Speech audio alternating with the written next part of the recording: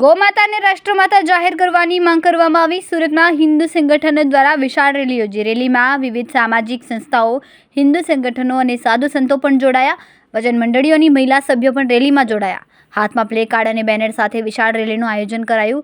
અઠવાલાઇન સ્થિત વનિતા વિશ્રામ ખાતે રેલીનું પ્રસ્થાન કરવામાં આવશે। જિલ્લા કલેક્ટર સુધી રેલી યોજવામાં આવી। જિલ્લા કલેક્ટરને આવેદનપત્ર પાઠવીને સરકાર સમક્ષ કરશે રજૂઆત। રેલીમાં અંદાજે 200 થી 300 લોકો જોડાયા। રેલીમાં જોડાયેલા લોકોની એક જ માંગ ગૌમાતાને રાષ્ટ્રમાતા જાહેર કરવામાં આવે। જો માંગણી નહીં સ્વીકારવામાં આવે તો દિલ્હી સુધી આંદોલન કરવાની ચીમકી અપાઈ। જય ગૌ માતા, જય ગોપાલ। મારું નામ રમેશભાઈ રૂડાણી, કરુણા સેવક ગૌ સેવક ટ્રસ્ટ। અમારા ભારતભરની અંદર આજ એક જ માંગ છે।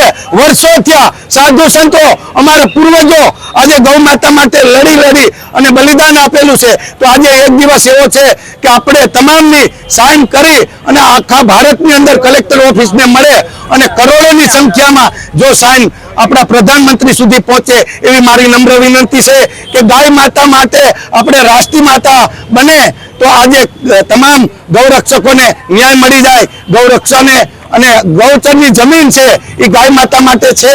તો માત્ર ને માત્ર કલેક્ટરશ્રીને અમે આવેદનપત્ર આપી રહ્યા છે કે ગાયને રાષ્ટ્રીય માતા બને અને શાંતિપૂર્વક અમારી રેલી નીકળી છે।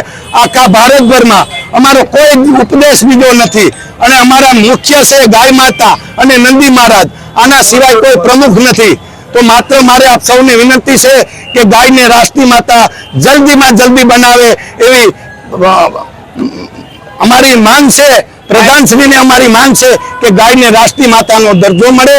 એ હિતથી અમે આ તમામ ભાઈઓ બહેનો ભારતભરના સાધુ સંતો તમામ આવેદનપત્ર દેવા રહ્યા છે।